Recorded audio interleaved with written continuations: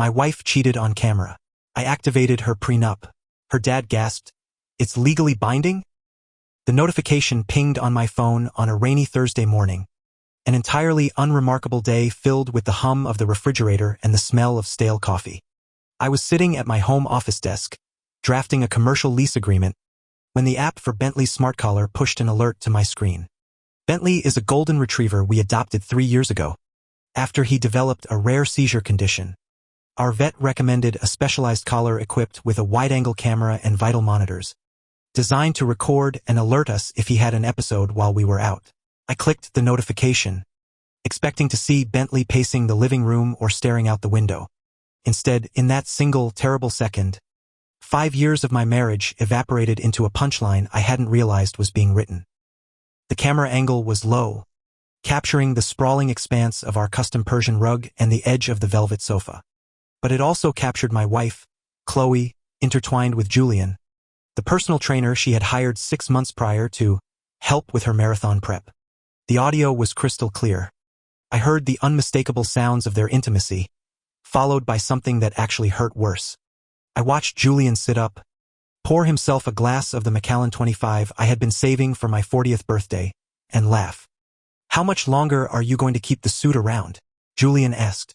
Qley laughed, a sound I had once thought was the brightest thing in the world, and replied, "Just give it another month. My dad's lawyers are finalizing the restructuring. Once that's done, I drop the papers, and he walks away with nothing but his cheap station wagon." I didn't scream. I didn't throw my coffee mug against the wall. I just sat there, the blue light of the monitor reflecting in my eyes, and felt my core temperature drop to absolute zero. My name is Arthur Vance. I am 36 years old, and I am a contract litigator. For over a decade, I have made my living dissecting the written word. I find the loopholes, the hidden clauses, the subtle shifts in punctuation that can tear a multi-million-dollar agreement to shreds. I am a man built on the foundation of logic, evidence, and ironclad agreements. I just never thought I would have to apply those skills to the woman sleeping next to me. Qley and I met in law school. She was old money, the kind of wealthy that doesn't need to brandish designer logos because their last name is already on the side of a hospital wing. I was a scholarship kid who worked night shifts at a diner to pay for textbooks. We were a cliché, but it felt like a beautiful one. She used to tell me how much she admired my grit, how exhausted she was by the shallow, transactional nature of her family's world. I believed her. I believed she was my sanctuary from a cynical profession.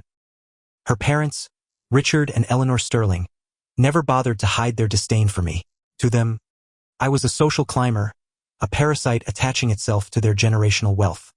When Qley and I got engaged, Richard didn't offer a toast. He offered an ultimatum. He summoned me to his mahogany-paneled office and slid a 40-page prenuptial agreement across the desk. It was designed to protect Qley's 8-figure trust fund and the Sterling family assets. But there was one specific section for paragraph 8, which Richard smugly referred to as the fidelity stipulation. Richard had looked me dead in the eye and said, "Men from your background, Arthur. You get a taste of the good life and suddenly you think you're untouchable. You get sloppy." The clause was draconian. It stated that, in the event of proven infidelity, the offending party would forfeit all rights to the marital estate. But Richard had taken it a step further to ensure my absolute ruin. He had his lawyers write that if the fidelity stipulation was breached, the wronged party would not only take the shared assets, but would also be legally entitled to a punitive transfer of 50% of the offending parties. Active trust fund distributions for the next 20 years, classified as liquidated emotional damages. It was an ironclad, aggressive clause designed to terrify me into submission.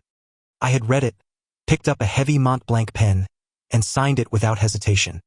I did it because I loved Qley, and I knew with absolute certainty that I would never betray her. Sitting at my desk 5 years later, watching my wife drink my scotch with another man on a video recorded by my dog, I realized that the Sterling's arrogance had blinded them to a fundamental rule of contract law. Clauses are blind. They do not care about your last name. They only care about the breach. The pain of betrayal is a strange, mutating thing. There is the initial shock, the physical sickness that makes it hard to breathe. But underneath that, for me, a cold, surgical clarity took hold. For 5 years, I had endured the snide remarks at Sterling family Thanksgiving dinners. I had smiled tightly when Richard introduced me to his friends as his daughter's pro bono project. I had swallowed my pride because I thought Qley and I were a team, standing together against her family's toxicity. To realize that she was not only participating in the mockery behind my back but actively planning to discard me like trash, severed whatever emotional tether I had left to her. I did not confront her when she came home that evening smelling faintly of Julian's ridiculously overpowering cologne. I kissed her cheek, asked how her run was, and made us dinner. 8 years of legal training had taught me that the person who speaks first, out of anger, usually loses. You do not show your hand until all the chips are on the table. Over the next 3 weeks, I did what I do best. I built an impenetrable file. I exported the collar cam videos, perfectly timestamped. I didn't stop there.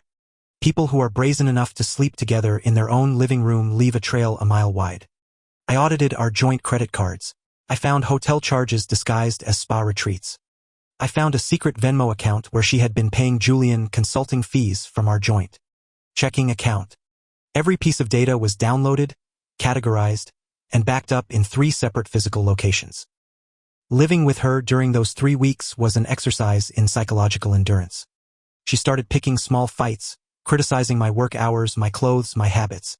She was laying the groundwork, constructing a narrative where we had simply grown apart due to my neglect, ensuring she would look like the victim when she finally handed me the divorce papers. I played my part perfectly. I apologized. I looked defeated.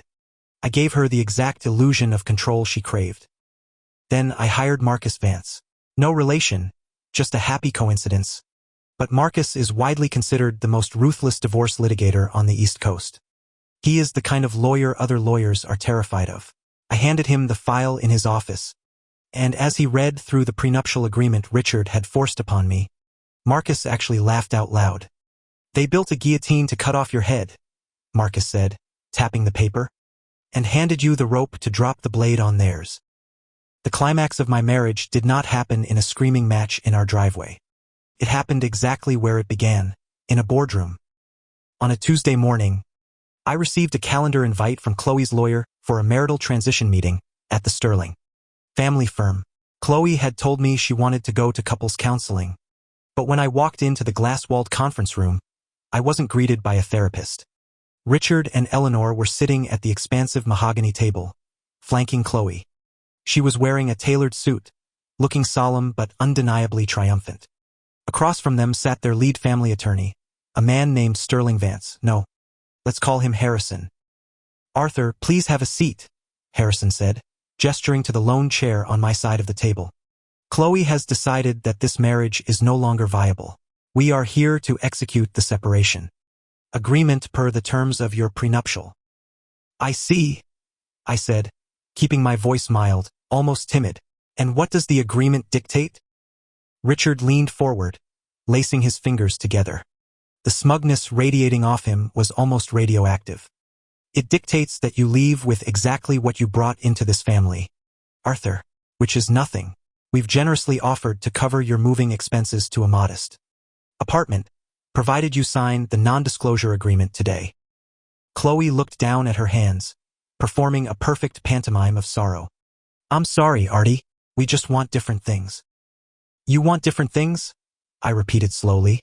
I looked at Richard, then at Qley. "I suppose I don't have much of a choice." "You really don't," Harrison said, sliding a thick stack of papers across the table. "Sign on the last page, and we can all move on with our lives." I didn't reach for the pen. Instead, I reached into my briefcase and pulled out a manila envelope. I slid it exactly halfway across the table. "Before I sign anything," I said, my voice dropping the timid act and settling into the cold, resonant tone I used in federal court, "I believe we need to address Section 4, Paragraph 8 of the prenuptial agreement, the fidelity stipulation." Richard scoffed. "Don't embarrass yourself, Arthur. You're trying to claim you deserve a payout because your feelings are hurt." "Not quite," I said. At that moment, the door to the conference room opened, and Marcus walked in, impeccably dressed in a bespoke charcoal suit. He didn't ask for permission. He simply pulled up a chair next to me and opened his leather folio.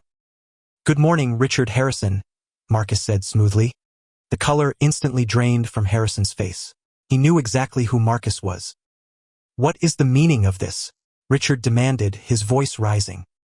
The meaning, Richard, I said, holding his gaze, is that I am invoking the penalty clause you so thoughtfully drafted 5 years ago. I opened the manila envelope. I pulled out 4 high-resolution glossies, stills captured from Bentley's collar cam. The first was of Qley and Julian in a highly compromising position on the Persian rug. The second was a clear shot of Julian's face. The third was a bank statement highlighting the embezzled consulting fees. I pushed the photos toward Richard. Eleanor gasped, her hand flying to her mouth. Richard stared at the photographs, his eyes widening in a mixture of horror and sudden, terrifying comprehension. Qley went ashen. She looked like she was going to be physically sick. Arthur, where did you? Qley stammered, her voice shaking. Bentley's collar, Qley, I said gently. You always did ignore that dog. I turned to Harrison, who was furiously flipping through his copy of the Pre-Nup, his hands trembling. As you can see, Harrison, we have irrefutable, time-stamped documentation of Mrs. Vance engaged in a sustained extramarital affair. Furthermore, we have financial records proving she dissipated marital assets to fund her paramour. Under Section 4, Paragraph 8, the clause Richard insisted upon, this triggers an immediate and total forfeiture of her share of the marital estate. Now wait just a minute, Richard started, his face turning a dangerous shade of purple. I am not finished, Richard, I snapped, my voice cracking like a whip. The room fell dead silent. Paragraph 8, subsection C. In the event of documented infidelity, the offending party's trust fund distributions are to be halved and redirected to the wronged party for a period of 20 years as liquidated damages. You designed that clause to destroy me if I ever stepped out of line. You made it absolute, unchallengeable, and you waived all rights to arbitration. I looked at Qley, whose tears were now genuine, ruining her carefully applied makeup. You wanted me to walk away with nothing, Qley, but because your father is a vindictive snob, and because neither of you respect the legal documents you force other people to sign, you are going to spend the next 2 decades funding my life. Harrison cleared his throat, looking at Richard with an expression of sheer panic. Richard, the language in the clause is non-directional. It applies equally to either spouse. It is legally binding. Fix it, Richard roared, slamming his fist on the table. I'll tie you up in litigation for the rest of your miserable life, Vance. Marcus finally spoke, his tone dripping with professional condescension. You could try, Richard, but we both know a judge will take one look at this contract which your firm drafted and laugh you out of court. If you want to drag this through a public trial, exposing Qley's affair and your own incompetence to every country club gossip from here to the Hamptons, be my guest. Otherwise, my client expects the first transfer by the end of the month. I stood up, buttoning my suit jacket. I didn't feel the need to shout or gloat. The devastation in that room was absolute. Qley was sobbing into her hands. Richard looked like he had aged 10 years in 10 minutes, staring at the ruin of his own making. You're a monster, Eleanor whispered, glaring at me with tear-filled eyes. No, Eleanor, I said softly. I'm just a very good lawyer, and I read everything I sign. I walked out of that glass-paneled room and didn't look back. The divorce proceeded exactly as Marcus predicted. Richard tried to threaten, to bully, to negotiate, but the contract he had built to be my prison had become his daughter's financial tomb. Qley lost the house, the cars, and half her inheritance. I heard through mutual acquaintances that Julian left her the moment her bank accounts were frozen. I didn't take their money out of greed. I took it because it was the only language they understood, the only way to make them feel the exact weight of what they had tried to do to me. I used the initial payouts to start my own boutique firm, specializing in defending middle-class clients against predatory corporate contracts. I kept Bentley, of course. Sometimes, late at night, I think about the man I was 5 years ago, signing that paperwork with a heart full of trust and naive optimism. I don't miss him, but I mourn him a little. He believed love was an exemption from the harsh realities of the world.